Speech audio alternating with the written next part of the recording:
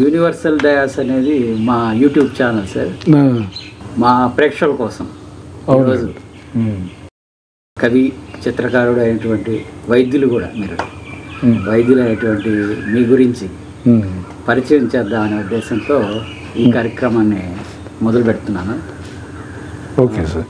మీ బాల్యం, విద్యాభ్యాసం, తల్లిదండ్రులు, ఈ యొక్క ప్రస్థానం ఎలా అనేది మెల్లగా ఒక్కొక్కటి మీరు మాకు పరిచయం చేయాలని. సార్ నమస్తే అండి, రామకృష్ణ గారు. నమస్కారం సార్. నా పూర్తి పేరు శ్రీ వెంకట శివకుమార్. జనరల్గా అందరూ శివకుమార్ అని పిలుస్తుంటారు. మా స్వగ్రామం అయితే మా తాత ముత్తాతలది ఇందుకూరుపేట అండి, నెల్లూరు జిల్లా ఇందుకూరుపేట.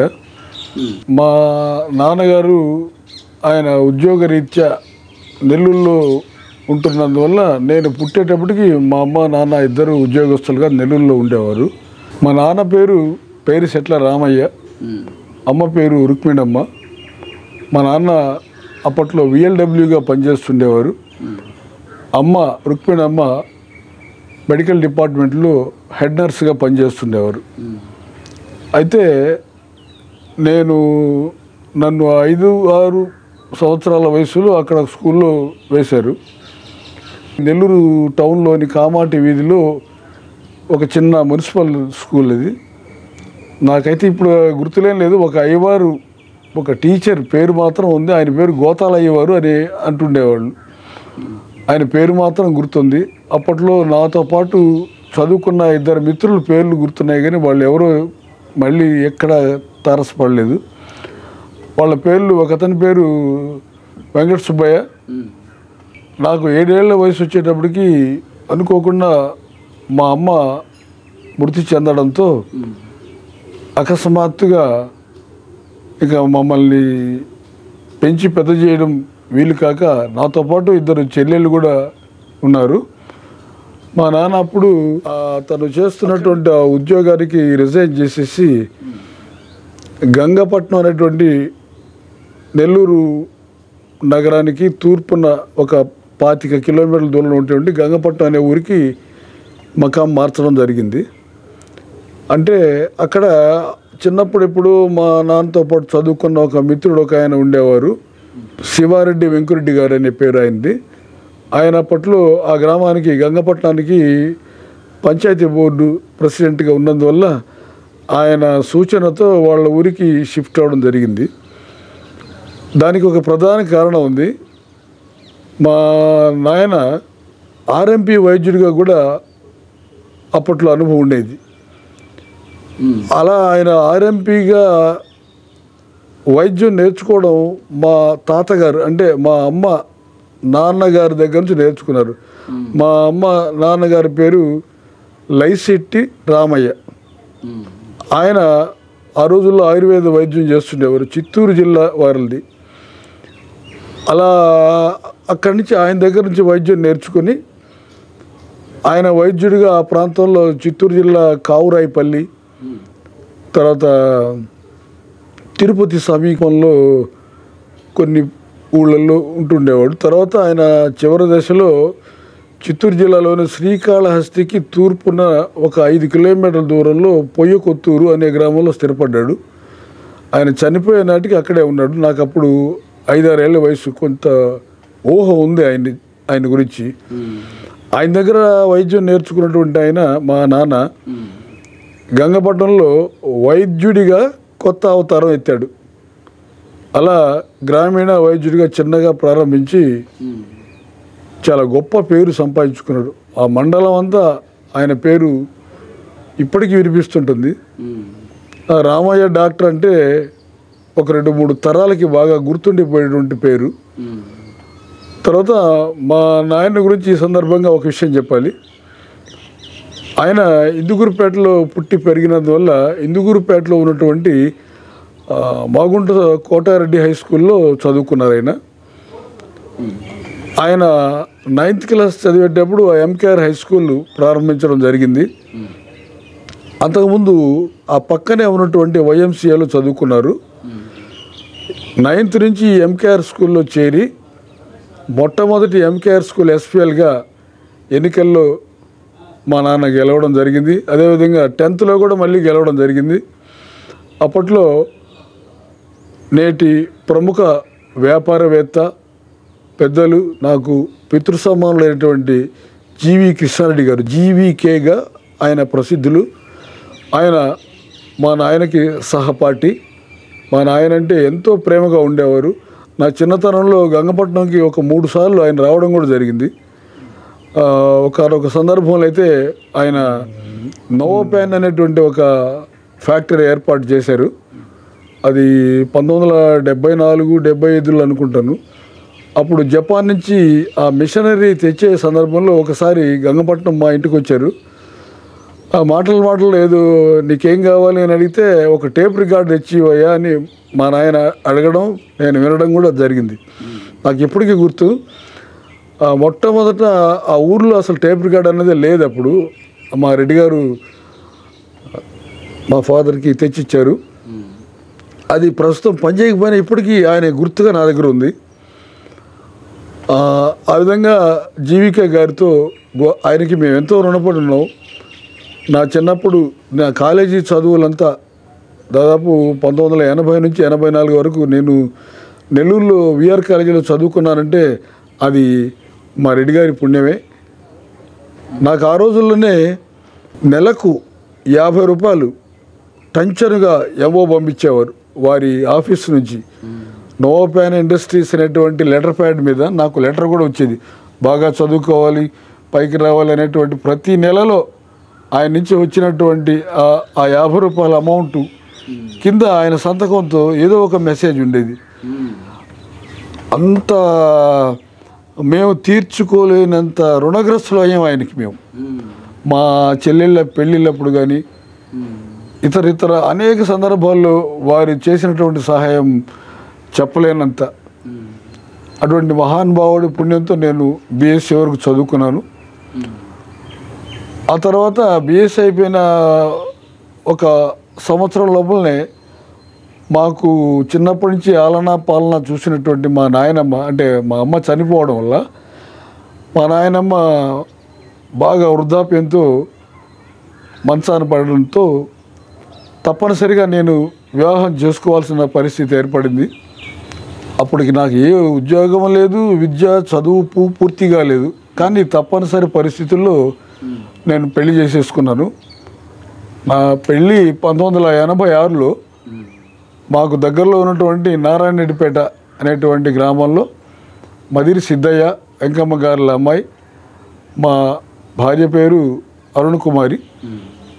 ఆ విధంగా అనుకోని విధంగా నా పెళ్లి జరగడం జరిగింది. ఇప్పుడు మీకు అంటూ కుటుంబం ఉంది కదా, దాని గురించి కొన్ని విషయాలు చెప్పండి సార్.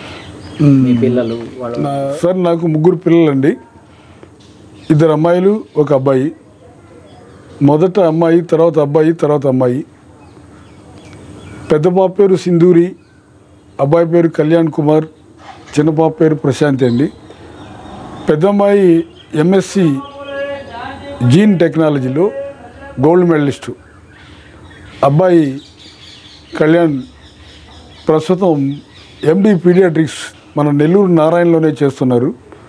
చిన్నమ్మాయి ఇంజనీరింగ్లో ఐటీ చేశారండి. పెద్దమ్మాయిని చీరాల దగ్గర వేటపాడు అనే చోట ఇచ్చాను. మా అల్లుడు గారు ఆయన సాఫ్ట్వేర్ ఇంజనీరు, ప్రస్తుతం హైదరాబాద్లో ఉంటున్నారు. వీళ్ళకి 1 అబ్బాయి మాత్రమే సంతానం. తర్వాత మా అబ్బాయి కళ్యాణ్, డాక్టర్ కళ్యాణ్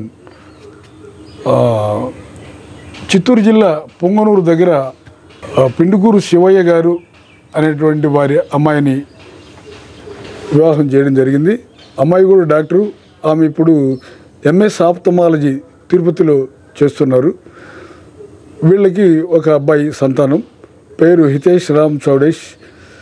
తర్వాత మా చిన్న పాప పేరు ప్రశాంతి. ఈమెని కోవూరు దగ్గర పాటూరులో ఇచ్చాం సార్. అబ్బాయి పేరు, అల్లుడి పేరు రమేష్ బాబు. వీళ్ళంతా విద్యాధికులైన కుటుంబమే. వీళ్ళు ప్రస్తుతం హైదరాబాద్లో ఉంటున్నారు. వీళ్ళకి కూడా 1 అబ్బాయే, చరిత్ర అబ్బాయి పేరు. వీళ్ళందరూ ఎప్పుడో 6 నెలలకు ఒకసారి అట్లా మా ఊళ్ళో కలుసుకోవడం జరుగుతుంటుంది. వాళ్ళందరూ వచ్చినప్పుడు మా ఇల్లంతా సందడే సందడి. మాకు ఆ రోజు ఆ ఉన్నన్ని రోజులు మాకు సంక్రాంతితో సమానం. సంతోషం. సందర్భంలో నాకు చిన్నప్పటి నుంచి కవిత్వం అన్నా, చిత్రలేఖనం అన్నా, నటన అన్నా చాలా ఇష్టంగా ఉండేది. అందుకు ప్రధాన కారణం మా నాన్నగారే. అంటే ఆయన ఒక గొప్ప పద్యకవి. మా నాయన లంకాక్షేత్రం అనేటువంటి ఒక పద్య నాటకాన్ని, నర్తనశాల అనేటువంటి ఒక పద్య నాటకాన్ని, మరికొన్ని శతకాలు అప్పట్లోనే రాసి ముద్రించారు. ఆ పుస్తకాలు ఇప్పటికి కూడా నా దగ్గర ఉన్నాయి. ఆయన లంకాక్షేత్రం అనే నాటకం రాస్తున్నప్పుడు పెన్సిల్తో ఒక నోట్బుక్ మీద ఆయన రాస్తున్న పద్యాలని రాస్తూ అక్కడ పెట్టేసి వేరే పనులకు వెళ్ళిన తర్వాత నేను అవి చూస్తూ నాకు కవిత్వం మీద అలా పిచ్చి పెరిగింది. అది క్రమంగా పద్య కవిగా నేను మొదట నా జీవితాన్ని, కవిత్వ జీవితాన్ని ప్రారంభించాను. తర్వాత పాటలు కూడా అనేక పాటలు రాశాను. నేను ఎక్కువగా ఆరాధించేటువంటి, నమ్మేటటువంటి భగవాన్ వెంకయ్య స్వామి వారి మీద నేను దాదాపు రాసినవి ఒక 100 వరకు ఉంటాయి పాటలు. అదేవిధంగా నేను నా చిన్నతనంలోనే నేను 8th క్లాస్ చదివేటప్పుడు విక్రమార్క అనేటువంటి ఒక నాటికాన్ని రాశాను. అది రాసి నా మిత్రులతో కలిసి మా స్కూల్లోనూ, మా ఊర్లోనూ, మా చుట్టుపక్కల ఒక 4-5 చోట్ల ప్రదర్శన కూడా ఇచ్చాం. సార్ నేను ఫస్ట్ చెప్పాను కదా, నా స్కూల్ స్టడీస్ ప్రారంభం అయితే నెల్లూరు కామాటి వీధిలో ఉన్నటువంటి ఒక మున్సిపల్ స్కూల్లో చేరాను. 1-2 తరగతులే అక్కడ వెళ్ళాను. ఆ తర్వాత మేము అక్కడి నుంచి మా అమ్మ చనిపోవడంతో ఇందుకూరుపేటకు రావడం జరిగింది. మా నాన్నగారి ఊరు, సొంత ఊరు అది. అప్పుడు నేను ఎంకేఆర్ స్కూల్లో చేరానండి. ఈ మధ్యలో ఒక 3 ఏళ్ల పాటు అసలు స్కూల్కే వెళ్ళలేదు.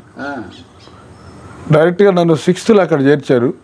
1 సంవత్సరం మాత్రమే స్కూల్లో అయితే చేరాను, కానీ కనీసం 1 నెల పాటు కూడా నేను స్కూల్కి వెళ్ళిన గుర్తులైతే లేవు. ఆ తర్వాత గంగపట్నానికి దగ్గరలో ఉన్నటువంటి నర్సాపురం అనేటువంటి MVRR జెడ్పీ హై స్కూల్లో నేను అక్కడ చేరడం జరిగింది. అక్కడి నుంచి 10th వరకు ఆ స్కూల్లో చదువుకున్నాను. 10th అయిపోయిన తర్వాత నేను నెల్లూరు విఆర్ కాలేజీలో ఇంటర్మీడియట్ చేరాను సార్. నాది బైపీసీ గ్రూప్ అండి. సైన్స్ గ్రూప్ అయినా నాకు ఈ కవిత్వం మాత్రం చాలా అదొక వ్యామోహంగా మారింది.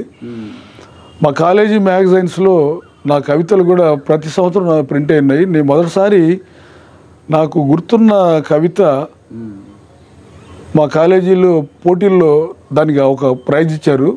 అప్పట్లో మాకు డిపార్ట్మెంట్ హెడ్గా, తెలుగు డిపార్ట్మెంట్ హెడ్గా జానకిరామ శర్మ గారు ఉండేవారు. ఆయన ప్రసిద్ధమైన కవి, పండితుడు. ఆయన నేను మొదటిసారిగా అప్పుడు చూశాను. ఒకసారి నేను క్లాస్లో ఉన్నప్పుడు ఒక అటెండర్ వచ్చి నా పేరు పెట్టి పిలిచి మిమ్మల్ని సార్ రమ్మంటాం అని చెప్పి తీసుకెళ్ళడం జరిగింది. ఎందుకని నేను భయంగా వెళ్ళానండి. అక్కడ శర్మ గారు నేను రాసిన కవిత పేపర్ని చూసి, నువ్వేనా శ్రీ వెంకట శివకుమార్ అన్నారు. అవును సార్ అని చెప్పి భయంతో చెప్పాను. ఈ కవిత ఎక్కడ కాపీ కొట్టేవా అన్నారు. ఆయన నేరుగా అన్నారు, సార్ లేదు సార్, కాపీ కదా సార్, నేను సొంతంగా రాశాను. సరే మీ నాన్న ఏం చేస్తుంటారు అన్నారు. సార్ ఇట్లా వైద్యం చేస్తారు సార్, ఆయన పద్య కవి అని. అప్పుడు నా భుజం తట్టి అదిరా విషయం అని చెప్పి నన్ను వెన్ను తట్టి, నువ్వు పిల్ల కవి పోయి అన్నారు. పిల్ల కవి అని సంబోధించారు. ఆ పిలుపు నాకు అదొక పెద్ద ప్రేరణ అయింది. అదే ఆ ఉత్సాహంతో అప్పటి నుంచి ఎన్నో కవితలు, పాటలు, పద్యాలు అలా రాసుకుంటూ వెళ్ళాను. తర్వాత ఇంకొక సందర్భం సార్, నేను 8th నుంచి 10th వరకు మా నర్సాపురం స్కూల్లో చదువుతున్నప్పుడు అక్కడ మాకు ఒక తెలుగు పండితులు పి బాబురెడ్డి గారిని, వారు అప్పుడే కొత్తగా వచ్చారు. ఆయన చెప్పినటువంటి పాఠాలు మాకు ఇప్పటికి కూడా చెవుల్లో మోగుతున్నట్టే ఉంటుందండి. తెలుగు క్లాస్ అంటేనే నాకు అదొక ఉత్సాహం అయిపోయేది. అనేక సార్లు కొన్ని ఎస్ఏ క్వశ్చన్లు ఇచ్చేసి దాన్ని రాసుకోరమ్మని చెప్పేవాళ్ళు. ఒకసారి నేను అభ్యర్థన అనేటువంటి ఒక పాఠానికి నేను రాసుకెళ్ళాను, అది ఇచ్చేసాను సార్కి. క్లాస్లో 43 మంది స్టూడెంట్స్ ఉండేవాళ్ళు. అవి తీసుకెళ్ళి సారు తెల్లారు వచ్చి శివకుమార్ ఎవరాయి అన్నారు. ఆయన అరే ఒరే అని కూడా అనేవాళ్ళు కాదు. ఆయన అనడంతో నాకు భయం వేసింది, కాళ్ళు గడగడ వణికిపోయాయి అసలు. అప్పుడు సార్ నేనని చెప్పి లేచి నిలబడ్డాను. ఇలా ముందుకు రా అన్నారు. ముందుకు వెళ్ళాను. నేను రాసిన పేపర్ తీసి నా చేతికి ఇచ్చి చదువు అన్నారు. నేను ఆ భయంతో చెమటలు పట్టిపోయే విధంగా అయిపోయి చదివి వినిపించాను. అనుకోని సంఘటన అది. అప్పుడు సారు ఇది ఇలా ఉండాలయా, ఎస్ఏ ఇట్లా ఉండాలి, నేను రాసింది పక్కన పెట్టుకుని ఇది రాసుకోండి అన్నారు అని ఆయన అన్నారు. అప్పుడు కూడా నువ్వు పిల్లకవి అవుతావే అన్నారు. అది నాకు మొదటి ప్రేరణ. అది తర్వాత మా జానకిరామ్ శర్మ గారు అదే పదంతో నన్ను సంబోధించారు. ఆ విధంగా నాకు కవిత్వం మీద అదే వ్యామోహంతో ఉండేవాడిని. ఈ సందర్భంలో నాకు పెళ్ళైన తర్వాత 1986లో పెళ్ళైతేను 89లోనే నాకు డ్రాయింగ్లో చాలా ప్రవేశం ఉంది సార్. నాకు అదొక పిచ్చి. కవిత్వం ఎంతో ఇది కూడా అంతే. నేను టీటీసీ హయ్యరు లోయరు చేయాలనేటువంటి కోరిక ఎప్పటి నుంచో ఉండేది, అది నాకు కుదరలేదు. తర్వాత ఒక మిత్రుడు ఒక ఆయన చెప్పారు. ఆ మిత్రుడు కూడా ఎవరంటే నా గిరికుమార్ రెడ్డి అని మా ఊరు ఆయన ఆర్ట్ టీచర్గా కేంద్రీయ విద్యాలయంలో పనిచేసి ఇటీవల రిటైర్ అయ్యారు. ఆయన సలహాతో నేను ఐటీఐ నుంచి అప్లై చేసి లోయరు హైయరు 2 చేశాను. అవి అయిపోయిన తర్వాత టీటీసీ చేయాలని చెప్పేసి దాన్ని ఎంక్వైరీ చేస్తే గుంటూరులో ఉన్నట్టుగా తెలిసింది. అప్పట్లో గుంటూరు హిందూ కాలేజీలో అక్కడ మా క్లాసులు జరిగాయి. టీటీసీకి అక్కడ చేశాను. అవంతా 2-3 సంవత్సరాలు పూర్తి అయిపోయింది. అప్పటి నుంచి నేను డ్రాయింగ్ టీచర్కి వెళ్ళాలని చెప్పి ఎంత ప్రయత్నం చేసినా అవి తాత్కాలికంగా ఈ చిత్రలేఖనోపాధ్యాయుల ఉద్యోగాలు ఆపడం జరిగింది. ఆ తర్వాత నాకు సరైన అవకాశాలు రాలేదు. కొన్ని రోజులు కొన్ని నెలలు ఆర్టిస్ట్గా నెల్లూరులో కొన్ని బ్యానర్ ఆర్టిస్టుల దగ్గర పనిచేశాను సార్. ఈ కటౌట్లు, వాల్ రైటింగ్స్, వీధులంతా తిరిగి రాసాం. అప్పట్లో ఎలక్షన్లో చాలా వర్క్ చేసాం మేము. కొన్ని కటౌట్లు, బ్యానర్లు, అప్పుడు ఫ్లెక్సీలు ఏం లేవు కాబట్టి కేవలం బ్యానర్లు, కటౌట్లని ఈ ఎన్నికల వాళ్ళు, సినిమా వాళ్ళు ఉపయోగించుకునేవారు. అట్లా నేను చిత్రలేఖనంలో కూడా చేశాను. కానీ అక్కడ ఉన్నటువంటి కొంత రఫ్ మూమెంట్ నాకు నచ్చలేదు. అది ఎందుకో నా క్యారెక్టర్కి అక్కడ కుదరలేదు. నేను మానేసుకొని వచ్చేసాను సార్. తర్వాత నాకున్న కొద్దిపాటి వ్యవసాయం చేసుకుంటూ ఉండేవాడిని. ఆ సందర్భంలో అప్పటికే మా నాన్నగారు ఆర్ఎంపీ వైద్యులుగా మంచి పేరుంది. ఆ గంగపట్నం నుంచి పక్కనే ఒక 2 కిలోమీటర్ల దూరంలో ఉంటే మైపాడు అనే గ్రామంలో 1990 జనవరి 1వ తారీఖున తన సొంత ఆర్ఎంపీ క్లినిక్ని ప్రారంభించారు. నేను కాకతాళీయంగానే ఆయనకి అసిస్టెంట్గా ఆ రోజు నుంచే మొదలయ్యాను. ఇంటి దగ్గర నుంచి క్యారియర్ తీసుకుపోవడం రావడం, అలా అసిస్టెంట్గా మొదలై 1992కి కొంత అవగాహన ఏర్పరచుకున్నాను. సైన్స్ స్టూడెంట్ కాబట్టి ఈ ఇంజక్షన్లు, ఈ మందుల పేర్లు, కెమిస్ట్రీ గురించి అవగాహన ఉన్నందువల్ల నాకు చాలా వరకు దాంట్లో పట్టు సాధించానని అనిపించింది. దానికి తోడు మా నాయనకు ఉన్నటువంటి మంచి పేరు వల్ల నేను ఆ రంగంలో మొదలుపెట్టాను. ఒక 4-5 ఏళ్ల పాటు అంటే దాదాపు 95-96 వరకు మా ఫాదర్కి అసిస్టెంట్గా చేశాను. ఆ తర్వాత ఆయన అనారోగ్యంతో దాదాపు దూరం అయిపోయారు ఈ వృత్తికి. అక్కడి నుంచి నెమ్మదిగా నేనే ప్రొసీడ్ అయిపోయాను. ఆర్ఎంపీ యూనియన్లో చేరి వాళ్ళు ఇచ్చిన ట్రైనింగ్ తీసుకొని అలా మొదలైంది. 1997-98 కల్లా నేను నా సొంతంగా మంచి పేరు తెచ్చుకునే స్థాయికి రాగలిగాను. ఇంకా అక్కడి నుంచి 1999లో మా నాన్న చనిపోవడం జరిగింది. నేను ఎప్పుడైతే ఆర్ఎంపీ వైద్యంలో బిజీ అయ్యానో కవిత్వము చిత్రలేఖనం కాస్త వెనక్కి వెళ్ళిపోయినాయి. ఎందుకంటే బతుకు పోరాటం కదండి, ముందు భుక్తి చూసుకున్న తర్వాతనే ప్రవృత్తులు అనే విధంగా ఈ కవిత్వాన్ని చిత్రలేఖనాన్ని పక్కన పెట్టి నా సర్వశక్తులు వైద్యం మీదనే పెట్టాను. నేనే ఊహించలేనంత సక్సెస్ అయ్యాను సార్. ఇప్పటికి కూడా నేను మా ఇందుకూరుపేట మండలంలో దాదాపు 20-25 ఊర్లలో నేనే నెంబర్ 1గా ఇప్పటికీ జరుగుతూ ఉంది నా ప్రాక్టీసు. అందుకు నేను చాలా సంతోషిస్తాను. అందుకు నా పేషెంట్లకి, నా శ్రేయోభిలాషులు, నా మిత్రులందరికీ నేను ఎంతో ధన్యవాదాలు తెలియజేసుకోవాల్సిన అవసరం ఉందండి. చిన్నప్పుడు నాతో చదువుకున్నటువంటి నా మిత్రులు కూడా నాకు ఈ వైద్య రంగంలో ఎంతో సహకారంగా ఉంటారు. అంటే పేషెంట్లని చెప్పి మరీ పంపించడం ఇవన్నీ చేస్తుంటారు. ఆ విధంగా ఆర్ఎంపీ వైద్యుడిగా నేను పూర్తిగా స్థిరపడ్డాను. ఇంకా ఆ తర్వాత వెనుదిరిగి చూసుకోవాల్సిన అవసరం లేకుండా అయింది. ఇలా జరుగుతున్న క్రమంలో ఎప్పుడు సందర్భం వచ్చినా ఎక్కడన్నా పత్రికల్లో ఏదైనా ప్రకటనలు, కవిత్వ ప్రకటనలు, కవితల పోటీలు లాంటివి జరిగినప్పుడు కవితలు రాయడం మాత్రం ఆపలేదు. అది మాత్రం ఒక నన్ను వీడని నీడలాగా కవిత్వం చిత్రలేఖనం అలాగే సాగింది.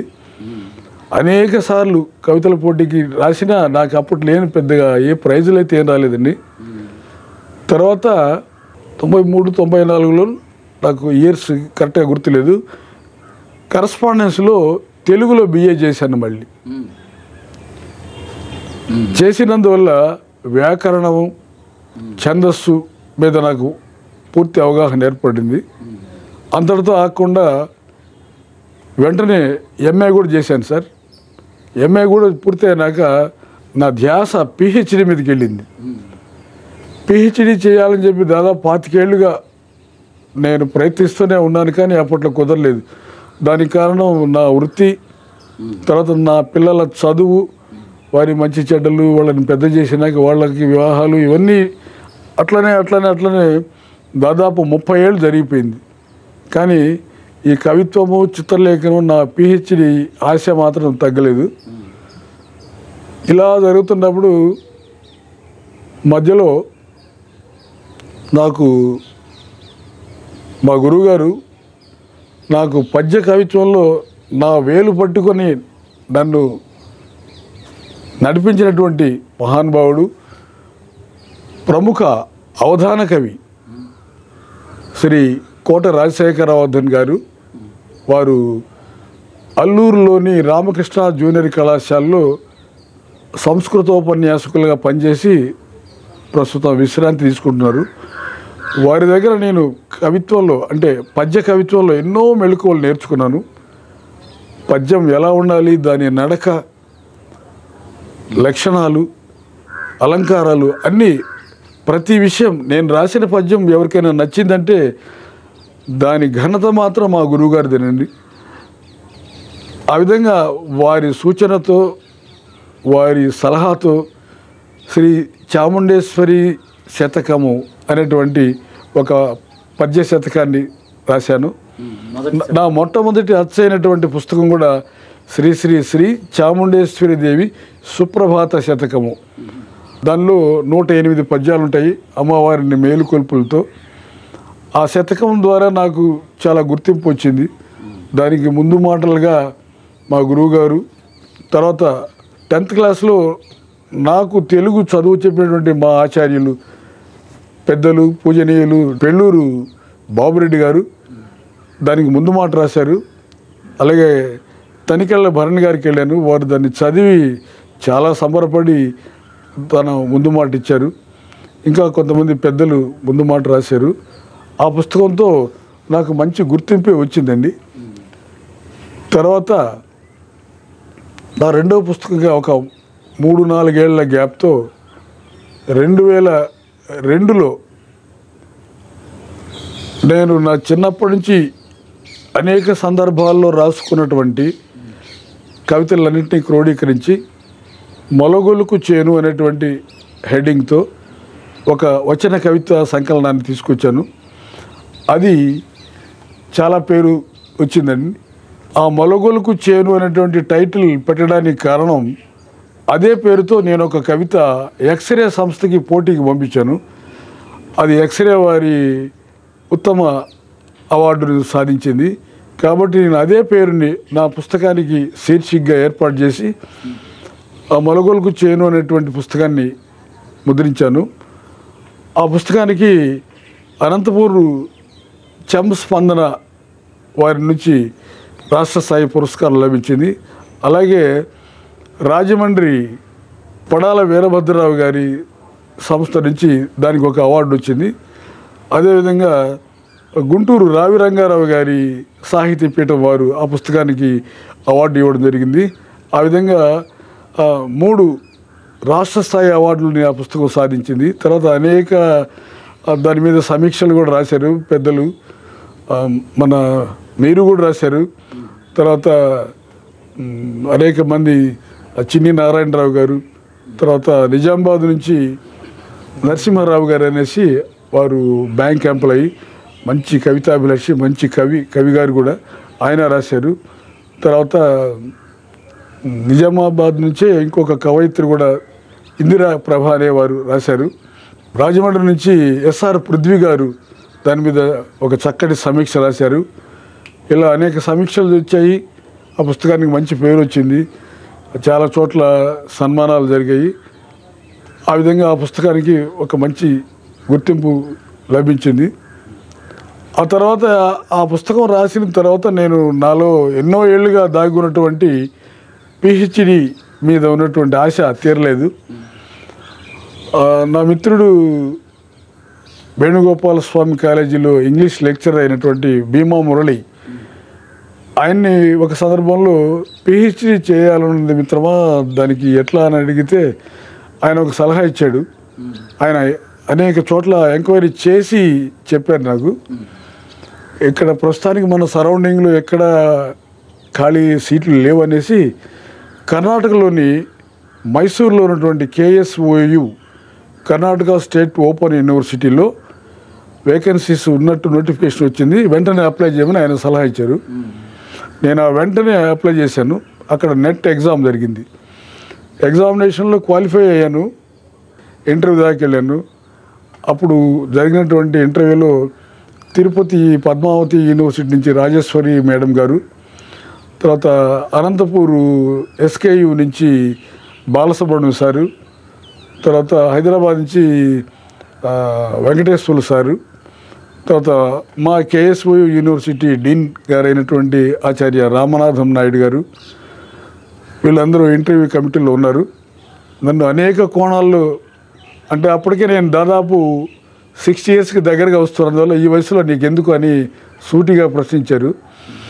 నేను నా గురించి మొత్తం నా పూర్వ చరిత్ర మొత్తం చెప్పుకొని, అది నా యాంబిషన్ సార్.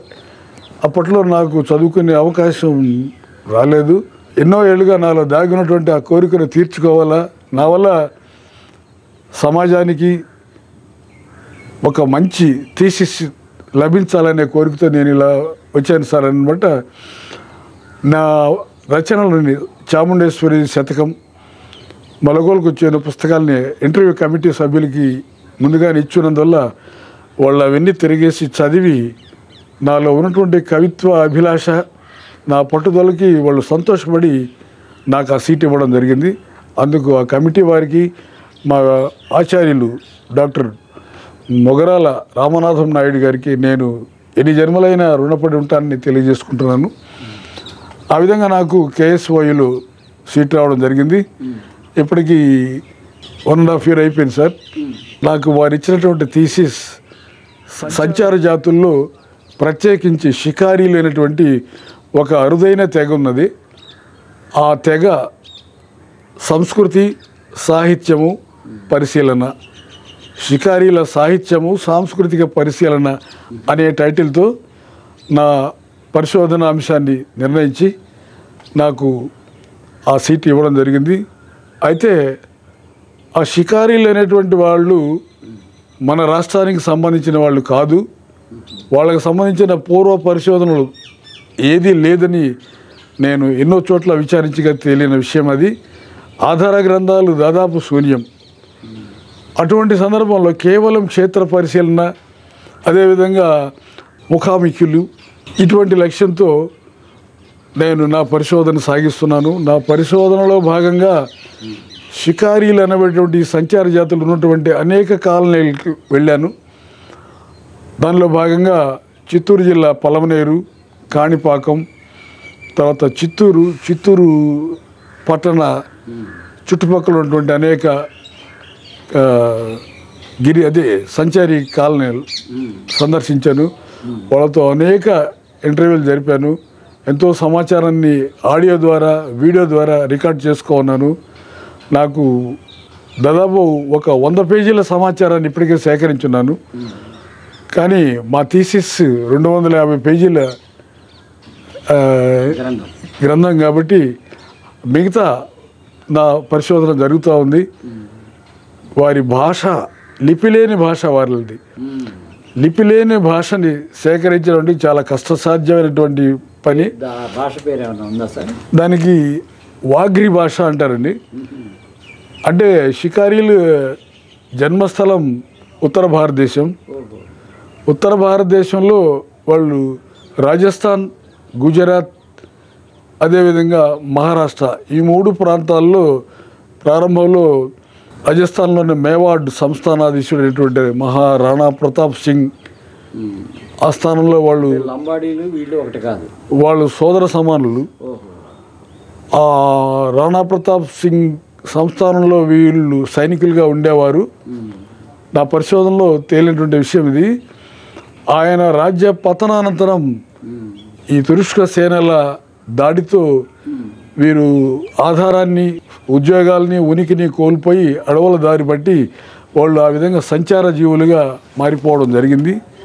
ఆ తర్వాత శివాజీ మహారాజు తన ఛత్రపతి సామ్రాజ్య స్థాపనలో భాగంగా ఆయన వీరులైనటువంటి వ్యక్తుల కోసం అన్వేషణ, సైన్యాన్ని పెంచుకునే అన్వేషణలో ఉన్నటువంటి సందర్భంలో ఈ షికారీలు ఆయనకి తటస్థించడం జరగడంతో షికారీలను మళ్ళీ ఆయన తన ఆస్థానంలో చేర్చుకొని వాళ్ళకి పూర్వవైభవాన్ని కలిగించాడు. కానీ ఛత్రపతి సంస్థానం పతనానంతరం మళ్ళీ ఈ ఢిల్లీ సుల్తానుల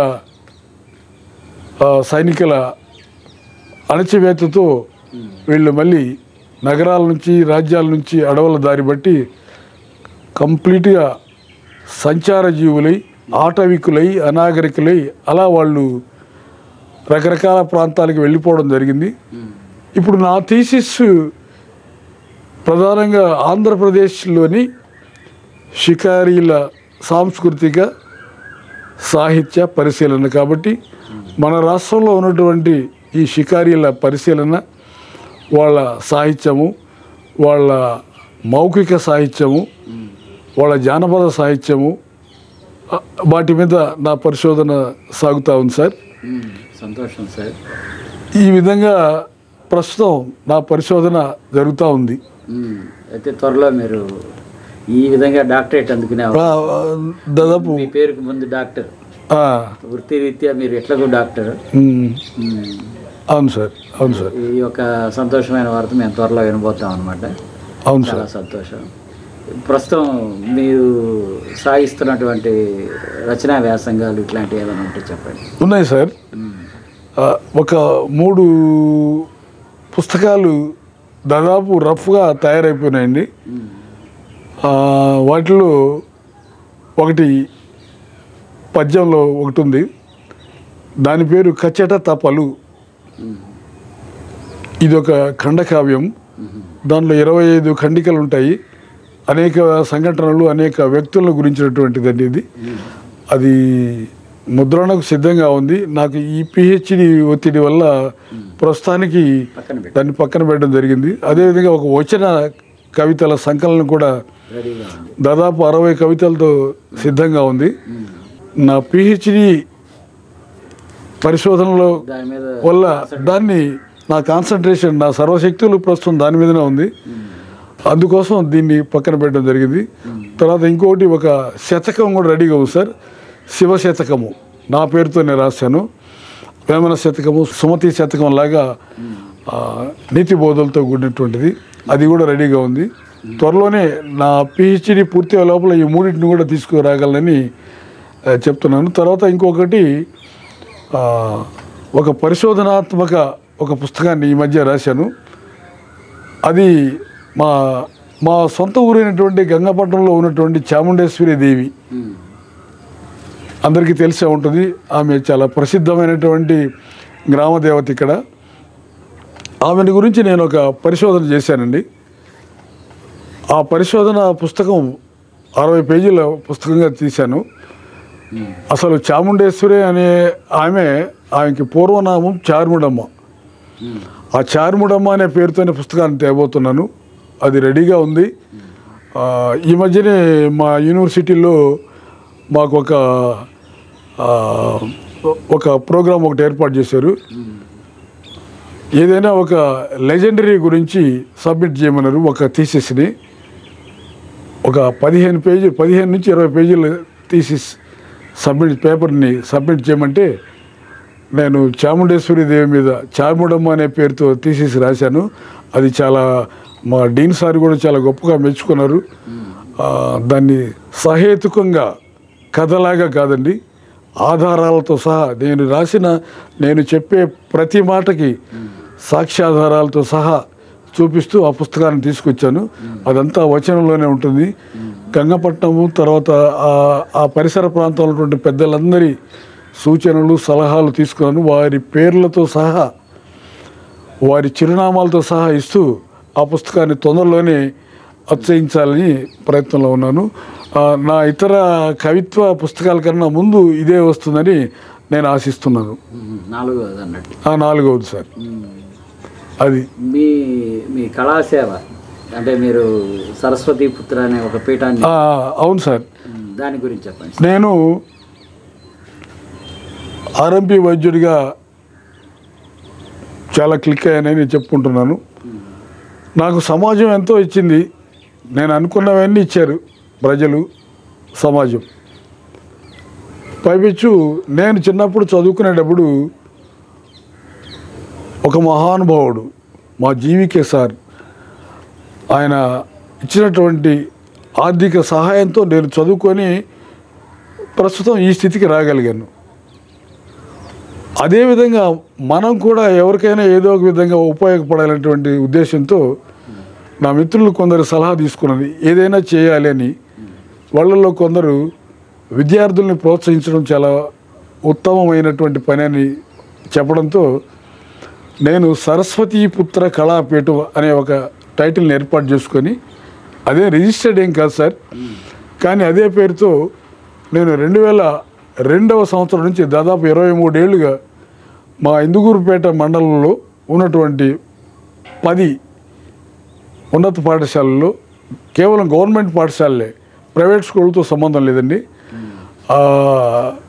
ఆ 10 హై స్కూళ్ళలో అత్యుత్తమమైన మార్కులు సాధించినటువంటి ప్రథమ, ద్వితీయ, తృతీయ స్థానాలు సాధించినటువంటి విద్యార్థులకి నగదు పారితోషికము, తర్వాత ఒక ప్రశంసా పత్రము, ఒక షీల్డు, కొన్ని పుస్తకాలు ఈ విధంగా ఇవ్వడం నేను 2002 నుంచి ఇప్పటి వరకు చేస్తూనే ఉన్నాను సార్. ఈ సంవత్సరం కూడా మరో 10 రోజుల్లో ఈ కార్యక్రమం ఉంటుంది.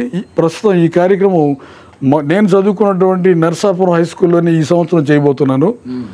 దానికి కారణం ఈ సంవత్సరం మా మండలంలో ఫస్ట్ వచ్చినటువంటి విద్యార్థి ఆ స్కూల్ విద్యార్థి కావడం వల్ల ఆ స్కూల్లోనే ఏర్పాటు చేయాలనేటువంటి ఒక సంకల్పంతో, నేను చదువుకున్న స్కూల్ కాబట్టి ఆ స్కూల్లోనే త్వరలోనే ఏర్పాటు చేయబోతున్నాను సార్. చాలా సంతోషమైన మాట సార్. ఒక పక్క వైద్యం, ఇంకో పక్క రచనా వ్యాసంగం, ఇంకో పక్క సాహిత్య సేవ. అవునండి. ఇంకో పక్క పరిశోధన.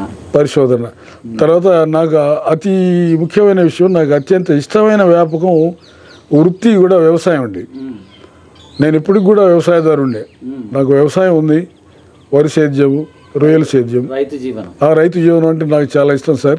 రైతు మీద ఏమన్నా రాశారా సార్ మీరు? కవితలు అయితే ఉన్నాయి కానీ సంకలనం అయితే లేదు సార్. పర్వాలేదు. రైతు గురించి మీరు కవిత్వం రాస్తుంటారు. కవితలు కొన్ని ఉన్నాయి సార్. స్వీయ అనుభవాలా లేకపోతే? నా స్వీయ అనుభవాలే సార్ ఉన్నాయి. ఒక కవితా సంపద దాని మీద కూడా తేవాలని కోరుకున్నాం.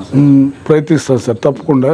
ఈ పలిసీమలకు సంబంధించినటువంటి అన్ని అంశాలు నా మలుగులకు చేరిన పుస్తకంలో నా స్వానుభవాలు, నేను చూసినవి, నేను అనుభవించినవి అన్నీ నా పుస్తకంలో ఉంటాయి సార్.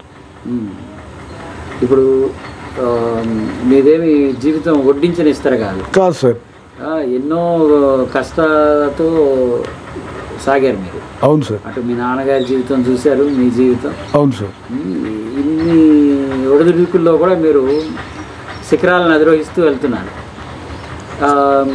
మీరు ఇప్పుడున్న సమాజాన్ని నుంచి ఏం కోరుతున్నారు? మీరు యువ రచయితలకు కానీ ఏదైనా సాధించాలనుకున్న యువతకు కానీ మీరు చెప్పదలుచుకున్న విషయం ఏదన్నా ఉంటే? సార్, నాకు కవిత్వం అంటే ప్రాణమే, కానీ అది ప్రవృత్తి మాత్రమే. ఎవరైనా వాళ్ళ వృత్తిలో ముందు స్థిరపడాలండి.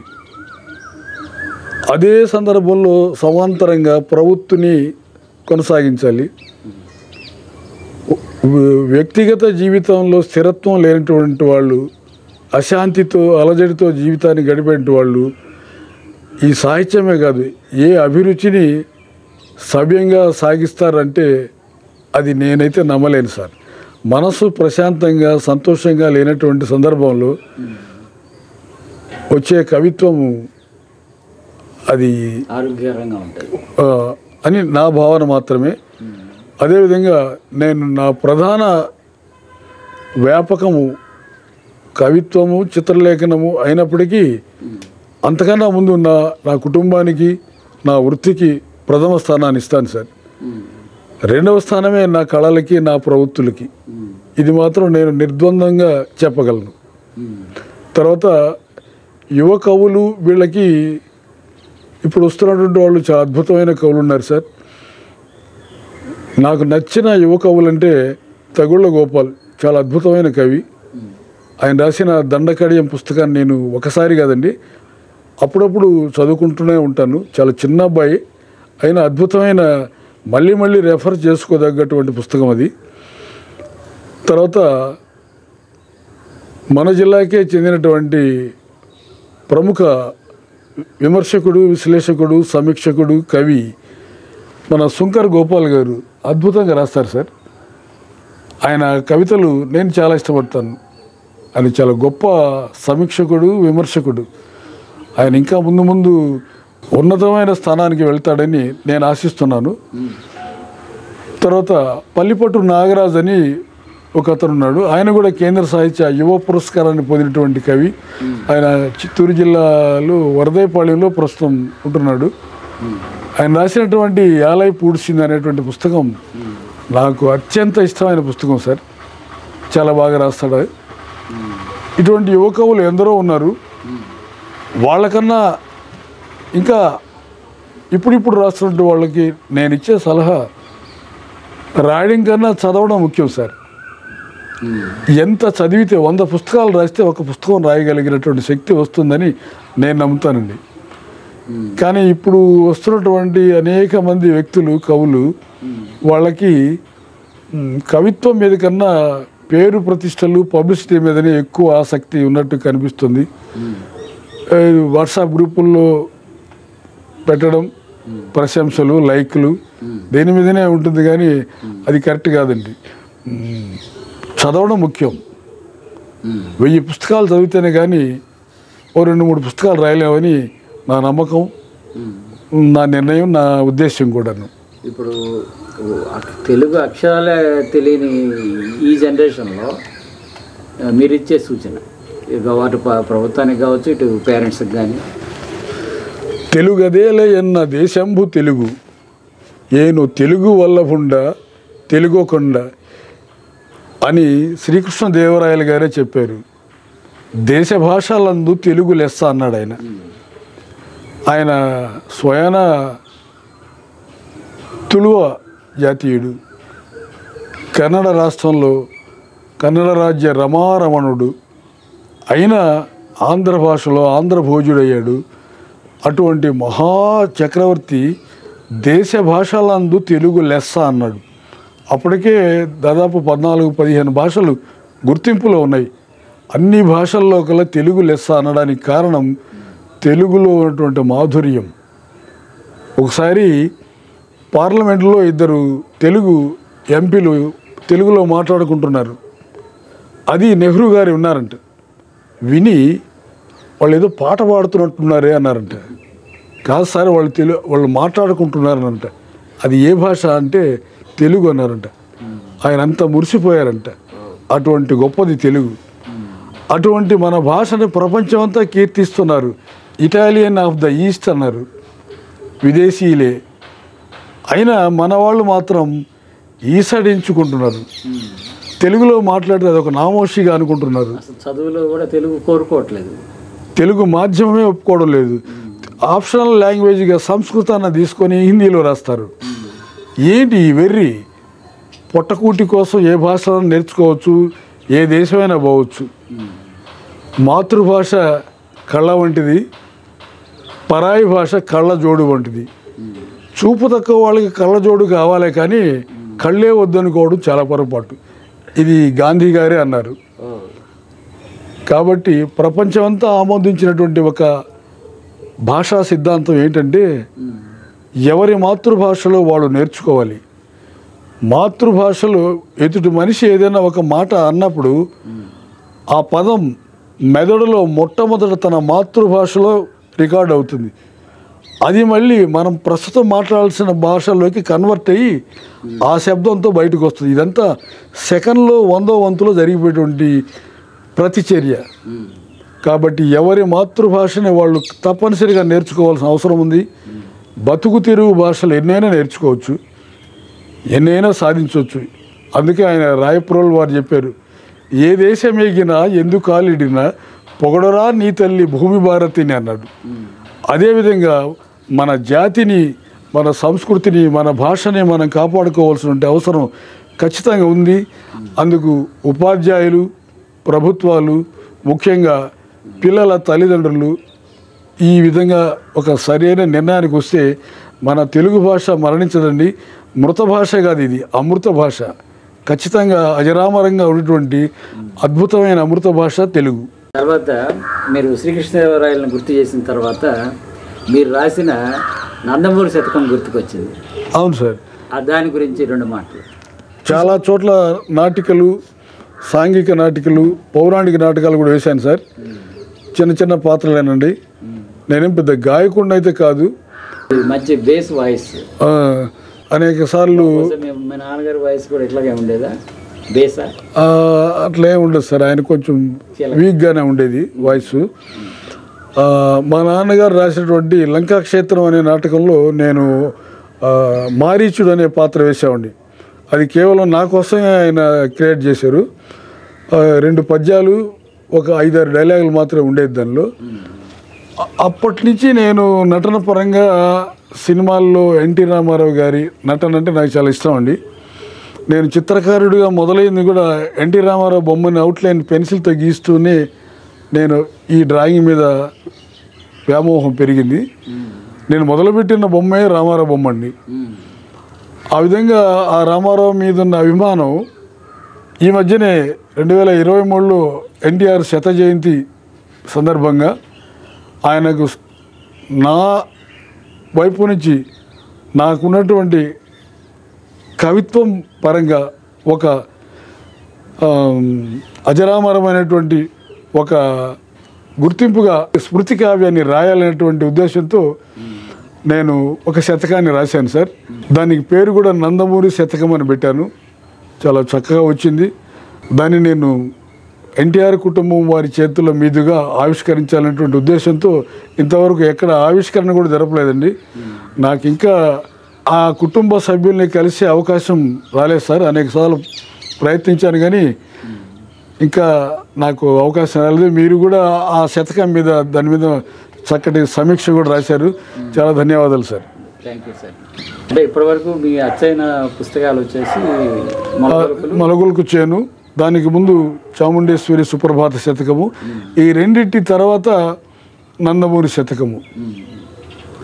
అయితే రాసిన పుస్తకాలు ఉన్నాయి కానీ అచ్చయిని తక్కువగా ఉన్నాయి. అచ్చయిని తక్కువ సార్, అందుకనే ఒక 4 సిద్ధంగా ఉన్నాయి సార్, త్వరలోనే తెస్తాను. ఇప్పుడు మీ నివాసానికి సముద్రం ఎంత దూరం? సముద్రం మీద మీకున్న అభిమానం ఇవన్నీ కూడా సార్, నేను ప్రస్తుతం ఎదర్లేస్తే కనిపించే సముద్రం నేను మాటలు ప్రేక్షకులకి కొత్తగా ఉంటుంది కదా. నేను ప్రస్తుతం మైపాడు అనే గ్రామంలో 35 ఏళ్ళుగా ఉంటున్నాను. అక్కడే నా ఆర్ఎంపీ క్లినిక్ ఉంటుంది. అది సముద్రం ఒడ్డున్నటువంటి ఊరు. కరెక్ట్గా ఉంటుంది సార్. సాయంత్రం అయితే, నైట్ అయితే మా ఇంటి పక్కనే సముద్రం శబ్దం వినిపిస్తుంటుంది. నేను సాధ్యమైనంత వరకు వారంలో 1-2 సార్లు సముద్రం దగ్గరికి వాకింగ్కి వెళ్తుంటాను. పొద్దున పూట వీలున్నప్పుడంతా వెళ్తుంటాను సార్. సముద్రం మీద నేను రాసిన కొన్ని కవితలు కూడా ఉన్నాయి. ఈ సందర్భంగా నేను ఒక కవిత చెప్తాను సార్. చిన్నప్పటి నుంచి సముద్రానికి దగ్గరలో నా నివాసం ఉన్నందువల్ల నేను తరచుగా సముద్రం దగ్గరికి వెళ్తుంటాను సార్. ఆ సముద్రం ఒడ్డున నేను నడిచేటప్పుడు నేను చూసినటువంటి సంఘటనలు, సన్నివేశాలని ఒక కవితగా రాశాను. ఆ కవిత పేరు ప్రతి ఉదయం నా హృదయం. సముద్రం తల్లి నీటి వేలు పట్టుకున్న లేత భానుడు తప్పటడుగులు వేస్తూ నేల మీద వెలుతురు కాళ్ళు మోపుతున్నాడు. బతుకు ఈత నేర్చుకునే జాలరి పక్షి అలల ఆకాశంలో పడవ నడపడానికి పయనమవుతోంది. కేర్మంటూ ఏ ఆకలి దీవి నుంచో సముద్రపు కొంగలు మా ఊరి మీదికి గుంపులుగా ఎగురుస్తున్నాయి. ఇసుక చుబుకాన్ని సాగర సుందరుడు పెదవింగిలి తడి ఆరనివ్వకుండా మాటికి అలల పెదవులతో ముద్దాడుతూనే ఉన్నాడు. నులివెచ్చని కడలి తెమ్మెర నా నుదుటి మీది చెమట సింధూరాన్ని సుతారంగా మంచు రుమాలతో అద్దుతోంది. బారడేసి అడుగులతో ఉదయపు నడక సాగిస్తున్న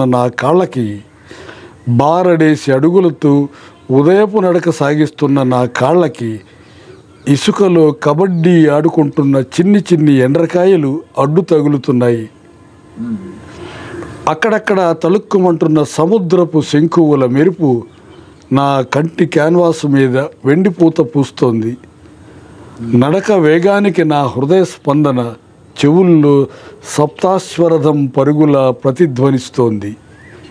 ఇలా ప్రకృతి ఒడిలో, సాగర తీరంలో ప్రతి ఉదయం నడుస్తూనే ఉంటుంది నా హృదయం.